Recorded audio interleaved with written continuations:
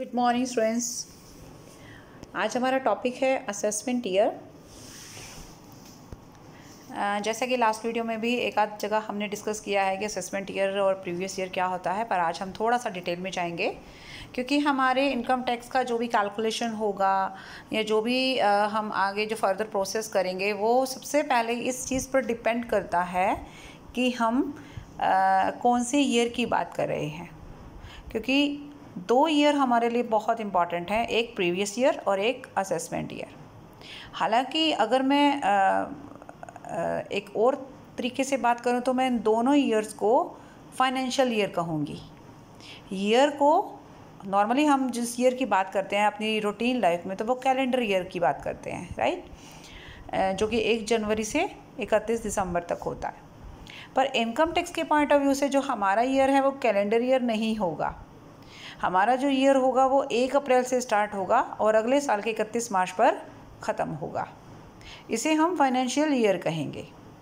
अब ये financial year assessment है या प्रीवियस ईयर है, इस चीज़ के लिए हमें पता लगाना पड़ेगा कि हम किस बारे में बात कर रहे हैं और हमारे सामने क्या चीज़ है जिसके आधार पर हमने उसको असेसमेंट या प्रीवियस ईयर बनाना है। पहले हमें इसका मतलब पता होना चाहिए। असेसमेंट ईयर का मतलब है ऐसा ईयर, यानी कि हम इसको सिंपल लैंग्वेज में कह सकते हैं ऐसा फाइनेंशियल ईयर, राइट।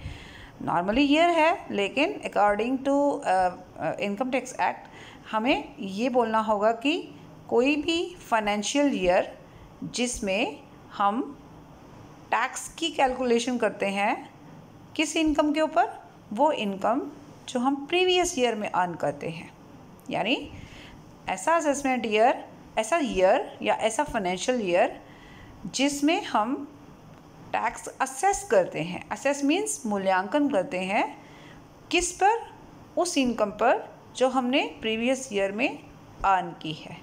तो सिंपल सी बात है कि 12 महीने की वो अवधि जो हर साल 1 अप्रैल से स्टार्ट होकर अगले साल के 31 मार्च पर ख़त्म होती है, वो अवधि जिसमें हम उससे ठीक पहले के जो ईयर आएगा जिसे हम प्रीवियस ईयर कहेंगे, उस प्रीवियस ईयर में कमाई गई इनकम के टैक्स की गणना या कैलकुलेशन या असेसमेंट करेंगे, उसे हम असेसमेंट ईयर कहते हैं। असेसमेंट ईयर हमेशा 12 महीने का ही होगा, ओके। या तो ये आप असेसमेंट ईयर बोलेंगे तो ये 12 महीनों से ना तो कम होगा ना ही ये ज़्यादा होगा। तो यहाँ तक आपकी बात क्लियर हो गई कि असेसमेंट ईयर को हम क्या कहते हैं, ठीक है। अब हमारा जो अगला टॉपिक आता है वो है मेरा प्रीवियस ईयर का। प्रीवियस ईयर वो ईयर है जिसकी इनकम पर गणना की जाती है, यानी कैलकुलेशन किया जाता है टैक्स का, किस ईयर में, असेसमेंट ईयर में। तो प्रीवियस ईयर ही वो ईयर है, प्रीवियस मतलब पिछला साल, और ये भी फाइनेंशियल ईयर ही कहलाएगा, लेकिन पहचान के लिए हम इसको प्रीवियस ईयर बोल रहे हैं।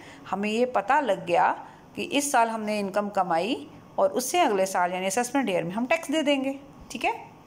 तो प्रीवियस ईयर भी 12 महीनों का होता है और 12 महीनों से कम के टाइम का भी हो सकता है। वो कैसे होगा वो हम अभी थोड़ी देर में डिस्कस करेंगे।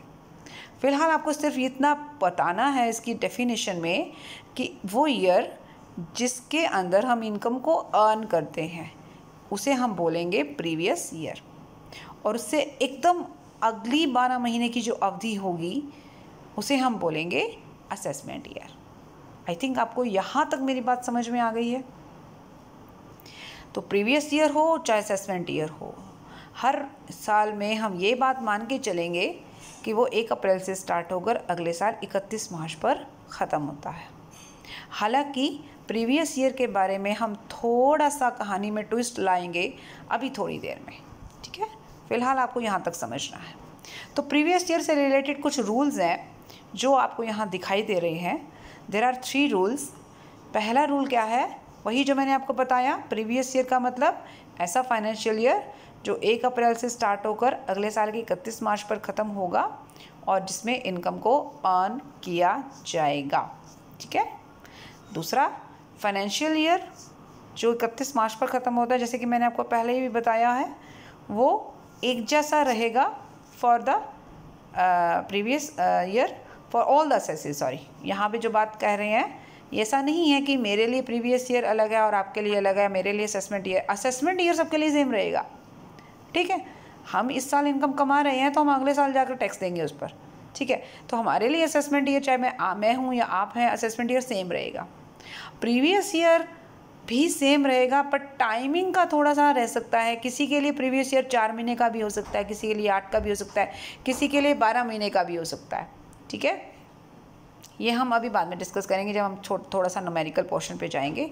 फिलहाल आपको इतना याद रखना है कि फाइनेंशियल ईयर, जिसमें एक जनरल बात तो हमें यही कहना है कि प्रीवियस ईयर और फाइनेंशियल ईयर सब, प्रीवियस ईयर और असेसमेंट ईयर सबके लिए सेम रहेगा, चाहे वो कोई भी असेसी हो। असेसी का मतलब वो पर्सन जिसकी इनकम पर टैक्स का कैलकुलेशन किया जाना है, और वो सारी इनकम, ऐसा नहीं है कि मैं सैलरी अर्न कर रही हूँ तो मेरा प्रीवियस ईयर अलग है, और अगर मैं बिजनेस इनकम अर्न कर रही हूँ तो मेरा प्रीवियस ईयर अलग है। नहीं, एक साल में आपने जितनी भी इनकम अर्न की है उन सब के लिए प्रीवियस ईयर हो चाहे फाइनेंशियल ईयर होगा, वो सेम रहेगा।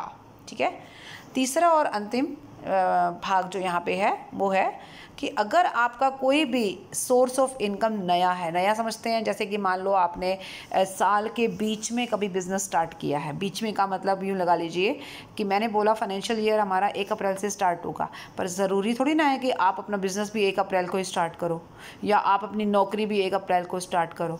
हो सकता है आपने अप्लाई कर रखा है और जॉब का इंटरव्यू आपका जुलाई में आया और अगस्त में जाकर आपने ज्वाइन किया, तो आपका प्रीवियस ईयर अप्रैल से स्टार्ट नहीं होगा जैसे कि और लोगों का होगा।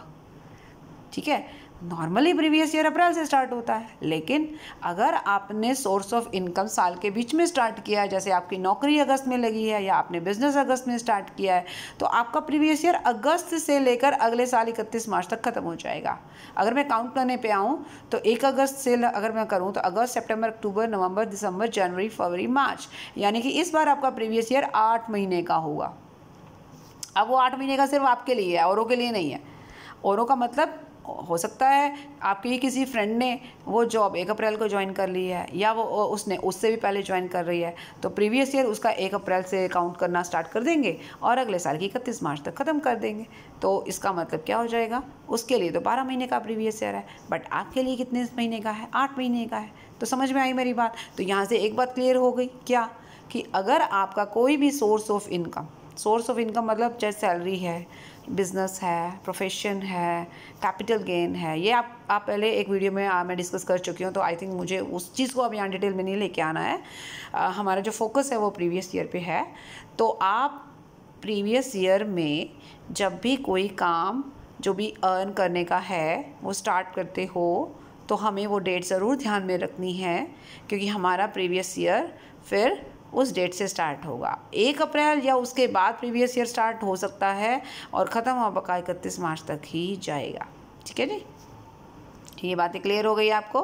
तो अभी इस जगह हमने ये डिस्कस किया कि असेसमेंट ईयर क्या होता है। असेसमेंट ईयर 12 महीनों की वो अवधि जिसमें हम प्रीवियस ईयर की इनकम पर टैक्स लगाते हैं, और प्रीवियस ईयर मीन्स कि that time period of 12 months और लेस देन 12 मंथ्स, 12 महीने या 12 महीने से कम की वो अवधि जिसकी इनकम पर असेसमेंट ईयर में टैक्स लगाया जाना है, उसे हम प्रीवियस ईयर कहेंगे। अभी यहाँ पे एक नोट दे रखा है, इसको मैं थोड़ा सा ध्यान से बताना चाहूँगी कि ज़रूरी नहीं है कि हर आदमी, हर असेसी अपने अकाउंट 31 मार्च को क्लोज़ करे। जैसे हम अभी बता रहे हैं ना बार बार कि 1 अप्रैल से 31 मार्च, 1 अप्रैल से 31 मार्च, तो भाई हर आदमी थोड़ी ना 31 मार्च को अकाउंट्स क्लोज़ करेगा।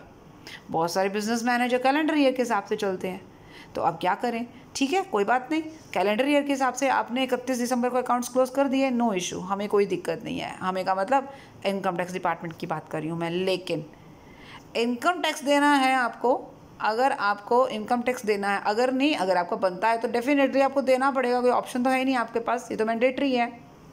तो अगर इनकम टैक्स के दायरे में आप आ रहे हो तो याद रखिए, आप अपना अकाउंट्स कभी भी बनाओ, कोई दिक्कत नहीं, पर आपको 31 मार्च को वो अकाउंट्स दोबारा से बनाने पड़ेंगे। दोबारा का मतलब अगर आप 31 मार्च के अलावा किसी डेट पर अकाउंट्स बनाते हैं, बेशक बनाइए, वो आपकी सुविधा के लिए हो सकता है, there is no problem, but you will have to make those accounts उन अकाउंट्स को 31 मार्च को भी क्लोज़ करके, मतलब एक तरीके से अकाउंट्स मेंटेन करने पड़ेंगे आपको। 31 मार्च को भी एक बैलेंस शीट आपकी तैयार होनी चाहिए जो आपकी सारी चीज़ों की डिटेल हमें बताएगी, और उसके आधार पर ही तो आपका आगे टैक्स लगेगा।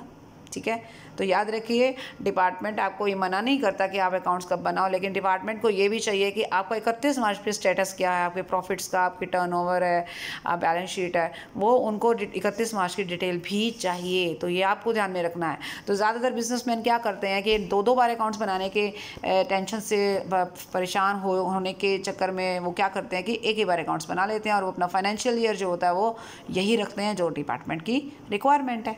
तो इस वीडियो में आपने देख लिया कि हमारा असेसमेंट ईयर क्या होता है। मैं आपको एक छोटा सा एग्जांपल भी दिखाना चाहती हूँ। यहाँ एक छोटा सा इलस्ट्रेशन दे रखा है, मैं पढ़ रही हूँ।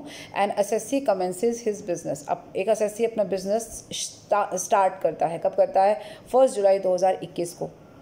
तो अभी तो मैं कह रही थी कि 1 अप्रैल से 31 मार्च होगा, लेकिन इस बंदे ने तो 1 जुलाई को बिज़नेस स्टार्ट किया, तो कोई बात नहीं, उसमें परेशान होने की ज़रूरत नहीं है।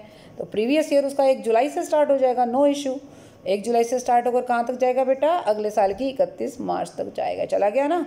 तो हमारा प्रीवियस ईयर 21-22 माना तो 21-22 ही जाएगा। अगर आपको इतना डिटेल में नहीं भी लिखना तो आप इसको सीधा 21-22 लिख सकते हो।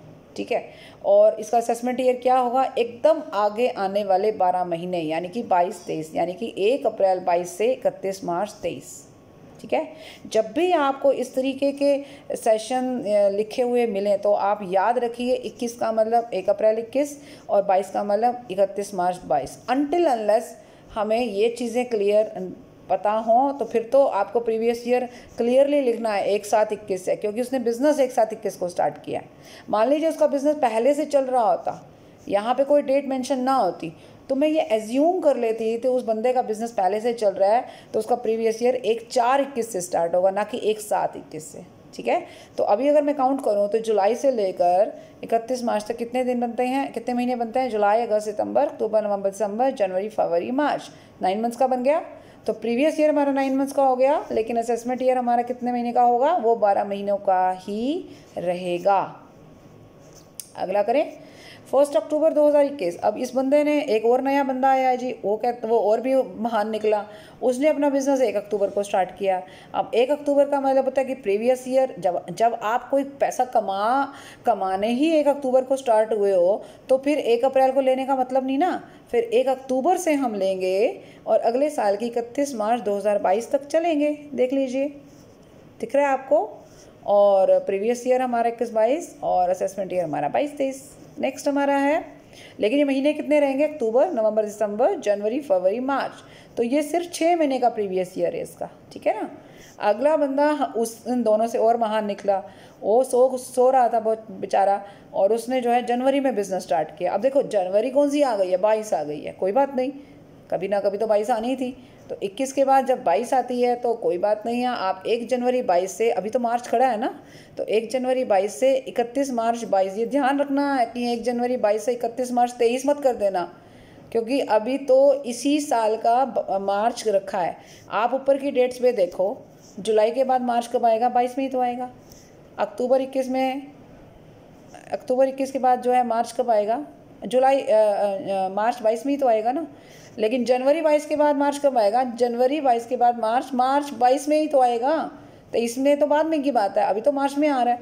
तो इसीलिए आपने इसी 22 को लेना है, और 1 जनवरी 1/1/22 से 1 मिनट, हाँ ये थोड़ा सा गड़बड़ हो गई है, 31/3 करना था यहाँ पे मुझे, ये सॉरी, यहाँ पे मैंने थोड़ा सा गड़बड़ कर दी। 31 जनवरी नहीं है, 31 मार्च 22 है। ठीक है, तो 3 महीने का आपका असेसमेंट ईयर ये रहेगा। ठीक है, सॉरी, प्रीवियस ईयर आपका 3 महीने का रहेगा, असेसमेंट ईयर हमारा 12 महीने का ही रहेगा। ये बात क्लियर हो गई? तो 3 अलग अलग डेट्स हैं। साल के बीच में बिजनेस स्टार्ट किया, कोई दिक्कत नहीं है, जिस दिन से स्टार्ट किया उस दिन से उठाओ और 31 मार्च तक लेकर जाओ। ठीक है, क्लियर? चलिए, तो इस क्वेश्चन के साथ ही मैं इस वीडियो को कंप्लीट कर रही हूँ। आई होप आपको थोड़े से कॉन्सेप्ट्स क्लियर हो गए होंगे। प्रीवियस ईयर 12 महीने या उससे कम का हो सकता है, असेसमेंट ईयर 12 महीने का ही होता है। असेसमेंट ईयर वो है जिसमें प्रीवियस ईयर की इनकम पर टैक्स लगाते हैं। प्रीवियस ईयर वो है जिसकी इनकम पर असेसमेंट ईयर में टैक्स लगाया जाता है। So that's all for this video. Next video में हम प्रीवियस ईयर पर ही दोबारा से बात करेंगे, क्योंकि उसके कुछ एक्सेप्शंस हैं जो हम डिस्कस करने वाले हैं नेक्स्ट वीडियो में। तब तक के लिए बाय बाय, टेक केयर।